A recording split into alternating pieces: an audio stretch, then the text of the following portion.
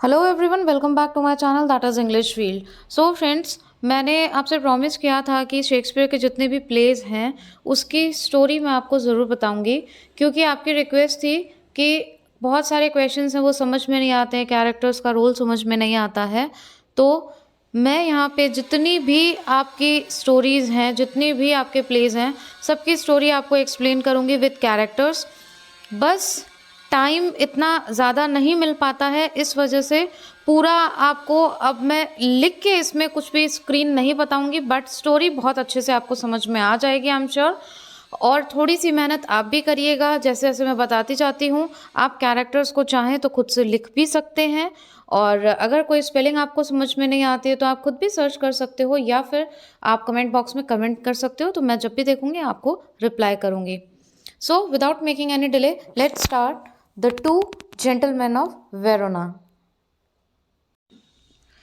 तो friends, the two gentleman of Verona की शुरुआत, इस कहानी की शुरुआत भी वेरोना से ही होती है। काफ़ी इंटरेस्टिंग स्टोरी है।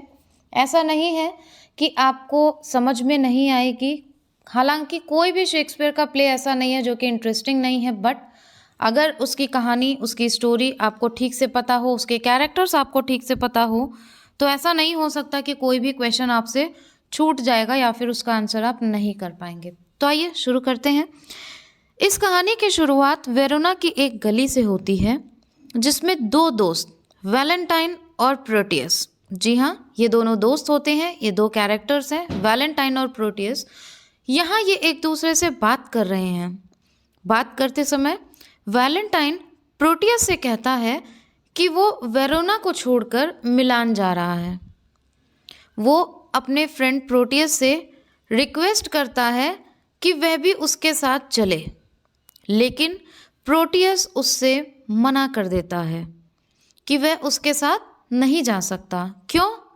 क्योंकि वो वेरोना में ही रुकना चाहता है। अब इसका कारण क्या है? इसका कारण ये है कि उसे वेरोना की एक लड़की जूलिया से लव हो जाता है, इसलिए वो अपना जो टाइम है जूलिया के साथ ही स्पेंड करना चाहता है।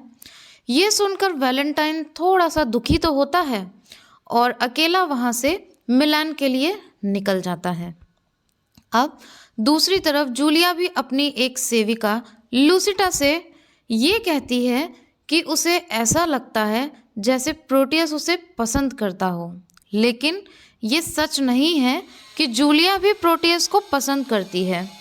इसके बाद जूलिया एक लेटर लूसिटा को दिखाती है, लेकिन ये नहीं बताती कि ये लेटर उसे किसने दिया है। अब इस पे लूसिटा उसे छेड़ते हुए कहती है कि ये लेटर वैलेंटाइन का जो सर्वेंट है स्पीड तुम्हें देकर गया है, जो लेटर प्रोटियस ने तुम्हें भिजवाया है। ऐसा सुनकर जूलिया उस लेटर को फाड़ देती है और लूसिटा से वहाँ से चले जाने को कहती है। उसे गुस्सा आ जाता है। लूसिटा के जाने के बाद जूलिया फटे हुए लेटर के जितने भी पीसेस रहते हैं, उस लेटर के जितने भी टुकड़े रहते हैं, उनको उठाती है और उन्हें किस करती है और पश्चाताप करती है कि उसने यह लेटर पढ़ने में जल्दी कर दी और उसने ऐसा क्यों किया, और बदले में एक लेटर प्रोटियस को लिख देती है। जूलिया के द्वारा लिखा गया जो लेटर है वो प्रोटियस को मिलता है, लेकिन प्रोटियस के जो फादर होते हैं एंटोनियो, तो प्रोटियस के फादर कौन है? एंटोनियो। प्रोटियस को वो पत्र पढ़ते हुए देख लेते हैं और उससे पूछते हैं कि ये जो पत्र है वो किसका है। तो प्रोटियस अपने फादर से झूठ बोलता है कि ये जो लेटर है उसके मित्र वैलेंटाइन ने लिखा है, जो अब मिलान चला गया है। प्रोटियस के पिता भी ये निश्चय कर चुके हैं कि वह भी अपने पुत्र को मिलान के राजा के पास भेज देंगे और उसे वहाँ के लिए कल ही निकलना है। यह जानकर प्रोटियस बहुत दुखी होता है और मिलने के लिए जूलिया के पास चला जाता है। जूलिया को ये सारी बातें बताता है कि वह मिलान के लिए कल ही निकल जाएगा, इसलिए वो एक दूसरे को निशानी के तौर पर अपनी अपनी अंगूठी देते हैं, अपनी अपनी रिंग्स देते हैं। जाते समय प्रोटियस ये प्रॉमिस करता है कि वो जल्द ही वापस लौटकर आ जाएगा। प्रोटियस मिलान पहुंचता है तो उसे ये पता लगता है कि वैलेंटाइन मिलान के राजा के साथ काम करता है और उसे राजा की बेटी सिल्विया से लव है, ठीक है। लेकिन जब प्रोटियस सिल्विया को देखता है तो देखते ही वो उसे पसंद करने लग जाता है और उसे पाने का एक तरीके से निश्चय कर लेता है। जब वैलेंटाइन अपने मित्र प्रोटियस को वहाँ देखता है तो वह बहुत खुश होता है और उसे बताता है कि वह सिल्विया से लव करता है, लेकिन उसे पा नहीं सकता। क्यों? क्योंकि उसके पिता ने उसकी मर्जी के खिलाफ एक मनचले के साथ, उसका नाम थ्यूरियो है और वह बहुत ज़्यादा रिच भी है, उससे सिल्विया का विवाह कराने का निश्चय कर लिया है, ठीक है। और सिल्विया को उन्होंने कमरे में बंद कर दिया है, जिसकी चाबी सिर्फ उसके पिता के पास ही रहती है। अब मैंने यह निश्चय किया कि मैं रस्सी की सीढ़ी के रास्ते से चढ़कर सिल्विया को वहाँ से निकालकर भगा ले जाऊंगा। अब ये बात वैलेंटाइन प्रोटियस पर भरोसा करके बताता है, लेकिन प्रोटियस अपने मित्र का भरोसा तोड़ देता है और ये सारी बातें जाकर राजा को बता देता है। राजा को जब यह बात पता चलती है तो वह वैलेंटाइन को मिलान से निकाल देते हैं। वैलेंटाइन जंगल में कुछ अपराधियों के साथ रहने लगता है। अपराधी उसे बताते हैं कि उन्हें भी मिलान से निकाल दिया गया था और वो लोग भी अपनी सजा ही काट रहे हैं, लेकिन वैलेंटाइन उनसे झूठ बोलता है कि मैंने तो मर्डर किया है और मैं मर्डर की सज़ा भुगतने के लिए आया हूँ। ये सुनकर वह सारे अपराधी वैलेंटाइन को अपना सरदार बनाने का दृढ़ निश्चय कर लेते हैं। वैलेंटाइन अब जंगल के अपराधियों का सरदार बन जाता है। अब दूसरी तरफ जूलिया ये सोचती है कि प्रोटियस अभी तक वापस नहीं आया तो उसे मिलान जाना चाहिए। वह अपनी सेविका लुसिटा से कहती है कि वह उसके बाद एक आदमी की तरह तैयार कर दे, उसकी हेयर स्टाइल एक आदमी की तरह तैयार कर दे और उसका पूरा जो गेटअप है वो भी एक आदमी की तरह ही बना दे, क्योंकि वो जंगल के रास्ते से निकलकर मिलान पहुंचेगी। लुसिटा ऐसा ही करती है। जूलिया अपना नाम बदलकर सेबेस्टियन रख लेती है। बहुत इंपॉर्टेंट क्वेश्चन है, जूलिया अपना नाम चेंज करके क्या रखती है? सेबेस्टियन। जैसे ही जूलिया मिलान पहुंचती है वह पाती है कि प्रोटियस तो राजा की बेटी सिल्विया से लव करने लगा है, लेकिन जूलिया अपना पेशेंस नहीं खोती और वह प्रोटियस का नौकर बनने को एकदम तैयार हो जाती है और वो ऐसा करने में सक्सेसफुल भी रहती है। प्रोटियस अपने नौकर से सेबेस्टियन से कहता है कि तुम यह रिंग जाकर सिल्विया को दे दो। वो रिंग वही है जो जूलिया ने वेरोना में प्रोटियस को दी थी जब वह मिलान के लिए आ रहा था। यह देखकर जूलिया को बहुत दुख होता है,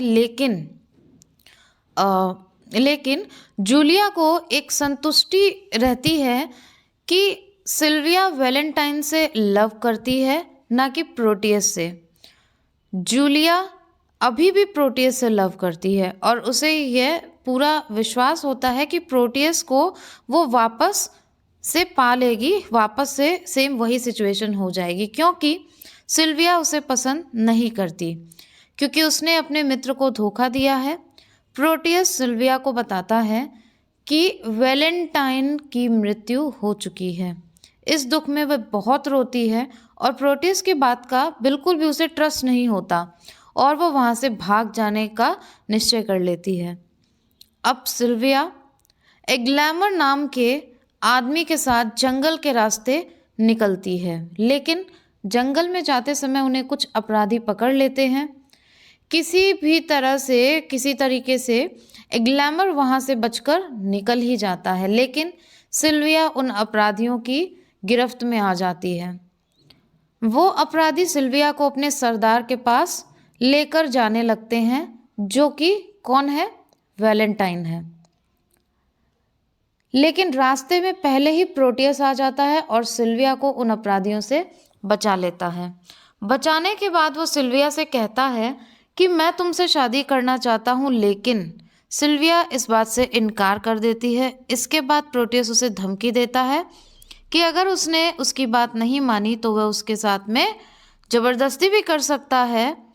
तभी वहाँ वैलेंटाइन पहुँच जाता है और अपने मित्र प्रोटियस को बहुत उल्टा सीधा बोलता है और वो ये तक कह देता है कि तुम सिल्विया से शादी करना चाहते हो तो तुम सिल्विया से शादी कर सकते हो। ऐसा सुनकर जूलिया बेहोश हो जाती है। जूलिया के बेहोश होने पर प्रोटियस अपने द्वारा दी गई अंगूठी जूलिया के हाथों में पाता है, जिससे उसे ये पता चल जाता है कि सेबेस्टियन जो उसका नौकर था वह कोई और आदमी नहीं, जूलिया ही है, उसकी लवर जूलिया ही है।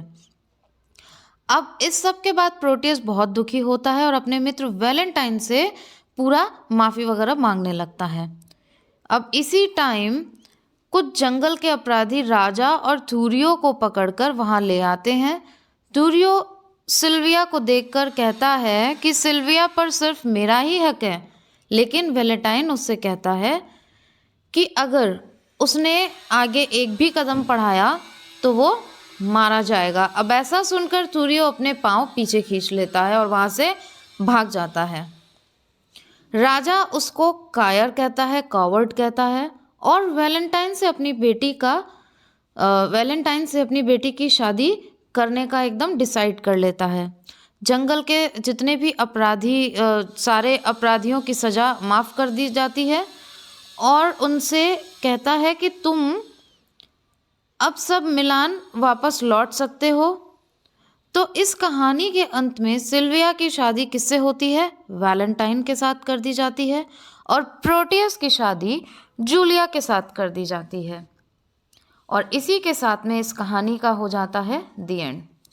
तो फ्रेंड्स, लास्ट में जो है ये याद रखने लायक पॉइंट है कि सिल्विया की शादी वैलेंटाइन के साथ होती है और प्रोटियस की शादी जूलिया के साथ होती है। जो मोस्ट इम्पॉर्टेंट कैरेक्टर्स थे वो सारे मैंने इसमें इंक्लूड किए हैं। अगर आपको लगता है या फिर आपका कोई सजेशन हो तो आप कमेंट बॉक्स में ज़रूर दे सकते हैं। बाकी कैरेक्टर्स की स्पेलिंग एक बार आप ज़रूर देख लें, क्योंकि हमें सारा ही सिलेबस कवर करना है। और एक तरफ हमने ग्रामर की सीरीज़ भी स्टार्ट की हुई है, लिटरेरी टर्म्स की जो फ्री टेस्ट सीरीज़ है वो हमने स्टार्ट की हुई है। तो इस कहानी का अंत यहीं पे होता है। इसके बाद मिलते हैं हम नेक्स्ट वीडियो में किसी दूसरी कहानी के साथ, जो कि आपके सिलेबस से रिलेटेड होगी, शेक्सपियर के दूसरे प्ले के साथ। Till then, thank you for watching.